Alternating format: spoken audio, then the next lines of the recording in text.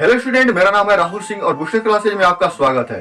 तो यदि आप भी 9th, 10th, 11th या 12th के स्टूडेंट हैं और घर से ही ऑनलाइन तैयारी करना चाहते हैं तो इस चैनल को सब्सक्राइब करके बेल आइकन जरूर दबा लें।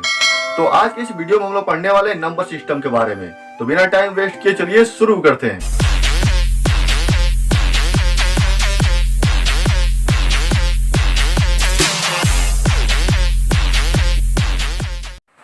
तो संख्या पद्धति यानी नंबर सिस्टम को समझने के लिए सबसे पहले जितनी भी संख्याएं हैं उनका क्लासिफिकेशन करेंगे। तो सबसे पहले संख्याएं दो प्रकार की होती हैं। तब जितनी भी संख्याएं हैं इनको पहले दो वर्गों में विभाजित किया गया है। पहला है वास्तविक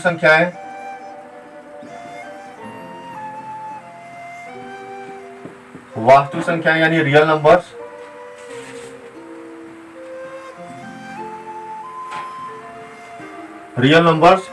और दूसरा है अवास्तविक या काल्पनिक संख्याएं।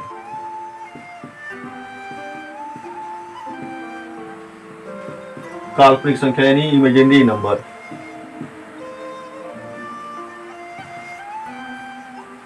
ये हो गया। अब इन दोनों में अंतर समझ लिया जाए तो सबसे पहले डिफिनेशन ऐसे बताएंगे कि जिन संख्याओं को संख्या रेखा पर दर्शाया जा सकता है उन्हें वास्तविक संख्याएं कहते हैं, और जिन संख्याओं को संख्या रेखा पर दर्शा नहीं सकते हैं उन्हें काल्पनिक संख्याएं कहते हैं। तो सबसे पहले हम लोग काल्पनिक संख्याओं के एग्जाम्पल लेंगे।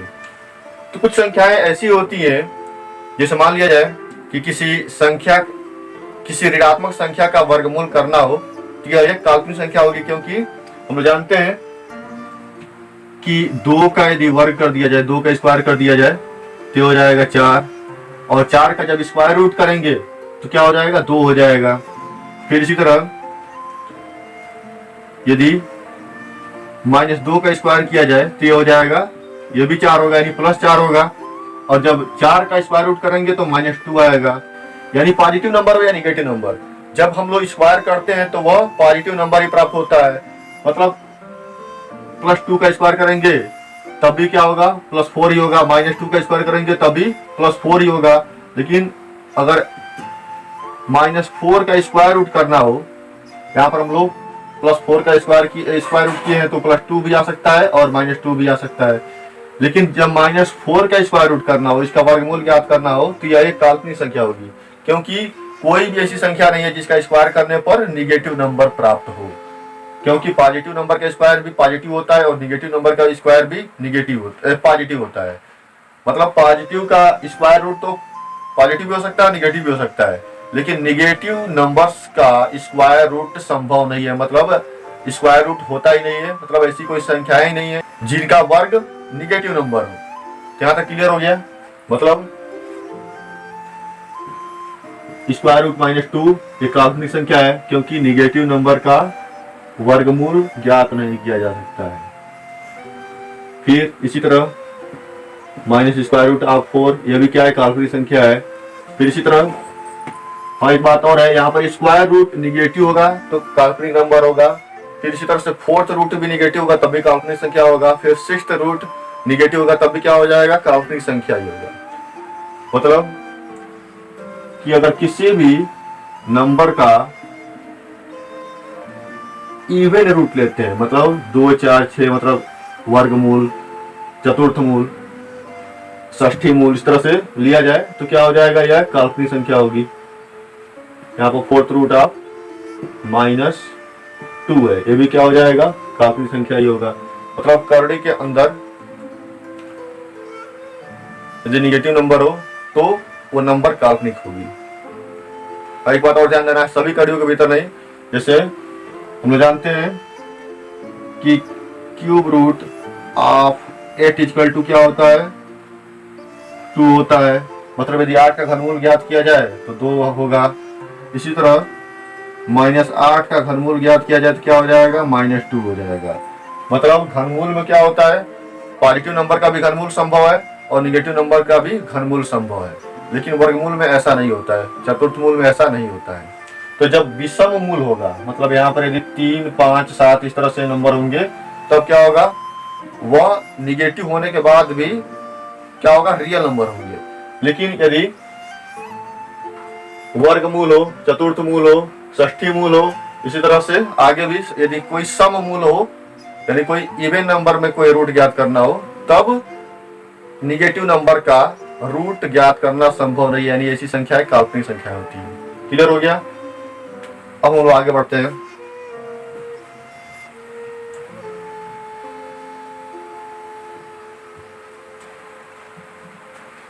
अब वास्तविक संख्याओं के लिए कोई एग्जाम्पल नहीं लिखेंगे अभी, क्योंकि इसके नीचे जितनी भी संख्याएं हम लोग पढ़ेंगे वो सभी क्या होंगी, वास्तविक संख्याएं होंगी। मतलब जितनी भी संख्याएं हैं उनमें यदि इस नंबर को, इस संख्याओं को छांट दिया जाए, हटा दिया जाए, तो जितने भी नंबर हम लोग पढ़ते हैं, जितनी भी संख्याएं हम लोग पढ़ते हैं, वो सब क्या है, वास्तविक संख्याएं हैं। तो वास्तविक संख्याएं भी दो प्रकार की होती हैं।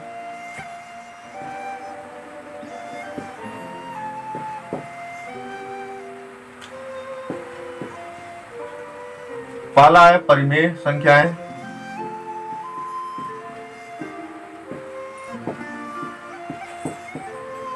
और दूसरा अपरिमेय संख्याएं।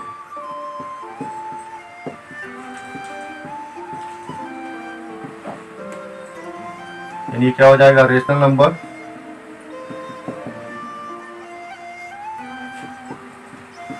और ये इरेशनल नंबर।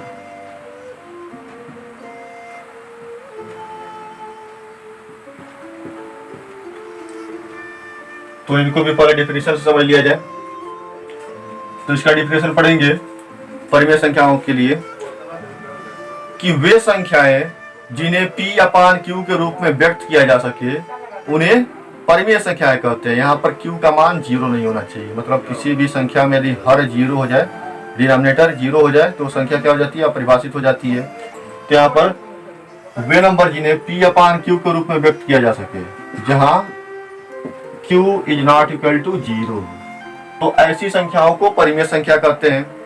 और जिन संख्याओं को P अपान Q के रूप में व्यक्त नहीं कर सकते वो सभी संख्याएं क्या है, अपरिमेय संख्याएं। जैसे पहले परिमेय संख्याओं का एग्जांपल देख लिया जाए। तो हम लोग देख रहे हैं यदि 3/4 लिखा जाए तो क्या है, परिमेय संख्या। हाँ, एक बात और ध्यान देना था, यहाँ पर जो P और Q है वो क्या होना चाहिए, क्या होने चाहिए, ये दोनों पूर्णांक होने चाहिए, इंटीजर होना चाहिए। तो जो 3/4 है वो क्या है, एक परिमेय संख्या है। परिमेय संख्या क्यों है कि इसको, क्योंकि इसको P अपान Q के रूप में लिखा जा सकता है। मतलब यह P अपान Q के रूप में है। जहाँ पर P का मान 3 है, मतलब यह इंटीजर है, पूर्णांक है। और जो यहाँ पर Q है वो भी क्या है, पूर्णांक है। और यहाँ पर जो हर है वह 0 के बराबर नहीं है, तो ये क्या हो जाएगा, परिमेय संख्या हो गया।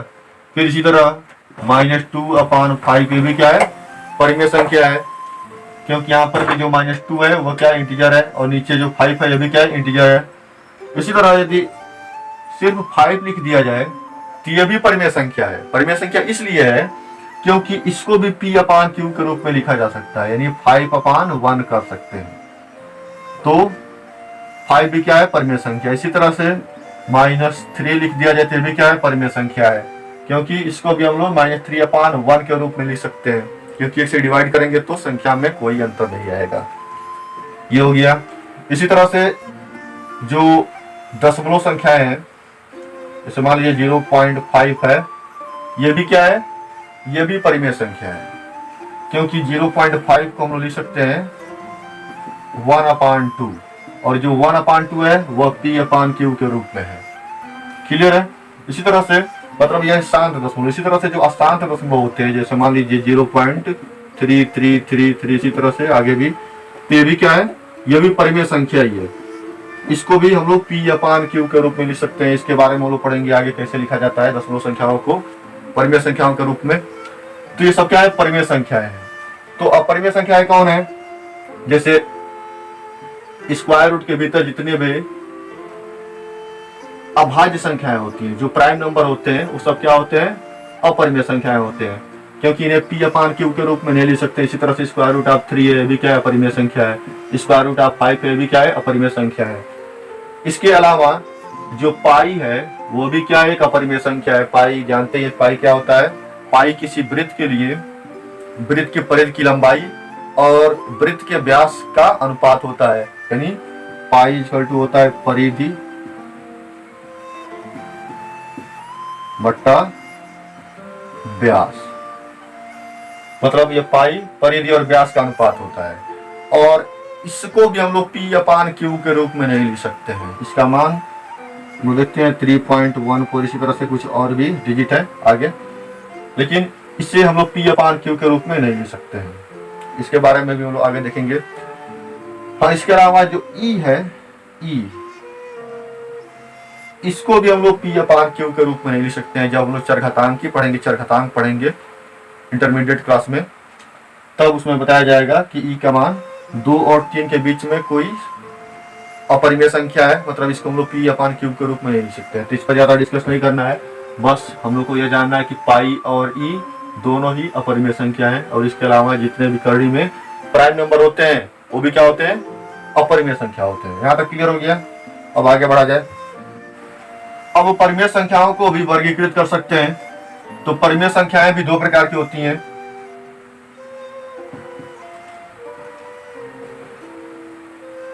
परिमेय संख्याएं 2 प्रकार की होती हैं। पहला है पूर्णांक,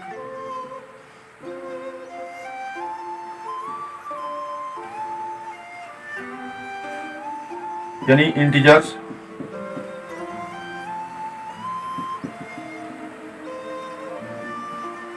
और दूसरा भिन्नात्मक,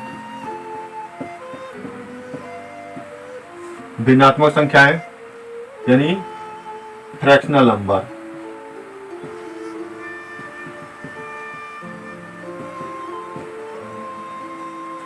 तो पूर्णांक वे संख्याएं होती हैं, मतलब जो पूर्ण होती हैं, मतलब इसमें किसी वस्तु के पूरे भाग को व्यक्त करती है। जैसे मान लीजिए 3 है, 2 है, 1 है, 0 है, -1 है, -2 है, ये सब क्या है, पूर्णांक है,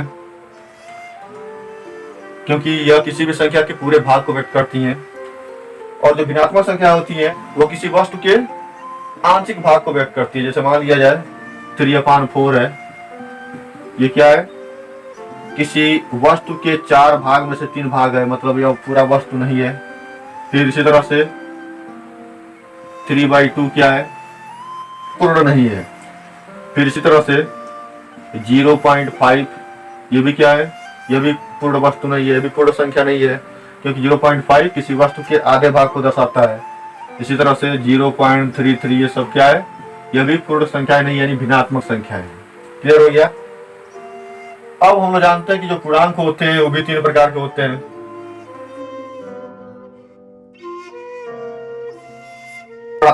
3 प्रकार के पूर्णांक कौन कौन से हैं? तो एक है धन पूर्णांक,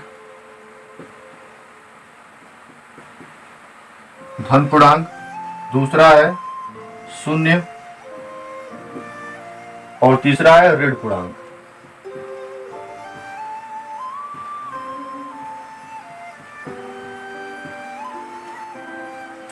यानी पॉजिटिव नंबर, 0 और निगेटिव नंबर्स। अब यहाँ पर इन तीनों को समझना है कि इन तीनों में अंतर क्या है। तो एक एग्जांपल देख लिया जाए। तो मान लीजिए आपके पास 10 रुपया है, वह आपका अपना है। ये जो 10 होगा वह पॉजिटिव होगा, लेकिन यदि आपके ऊपर 10 रुपए का कर्ज हो तो क्या हो जाएगा, जो 10 है वह निगेटिव होगा। और यदि आपके पास 1 भी रुपया ना हो, ना कर्ज हो, ना आपके पास अपना रुपया हो, अपना कोई धन हो, तो क्या होगा, यह 0 स्थिति को दर्शाएगा। मतलब यदि कमी होगी तो ऋण, निगेटिव नंबर, और यदि आपका अपना होगा यानी अधिकता होगा तो पॉजिटिव नंबर, और यदि बिल्कुल नहीं होगा तो 0। यहाँ तक क्लियर है। तो पॉजिटिव नंबर में क्या क्या आता है, जैसे 1 हो गया, 2 हो गया, 3 हो गया, 4 हो गया, इसी तरह से आगे भी हम लोग जानते ही हैं। और शून्य में एक ही संख्या है, 0। और ऋण पूर्णांक में क्या होता है, तो -1, -2, -3, इसी तरह से और भी संख्याएं हैं जो ऋण पूर्णांक है। अब भिन्नात्मक संख्याएं भी 2 प्रकार की होती हैं। एक बात और ध्यान देना है, इसमें शून्य और जो धन पूर्णांक होते हैं, इन दोनों को ही मिलाकर पूर्ण संख्याएं कहते हैं। अब भिन्नात्मक संख्याएं भी 2 प्रकार की होती हैं। एक तो है भिन्न और दूसरा है दशमलव भिन्न।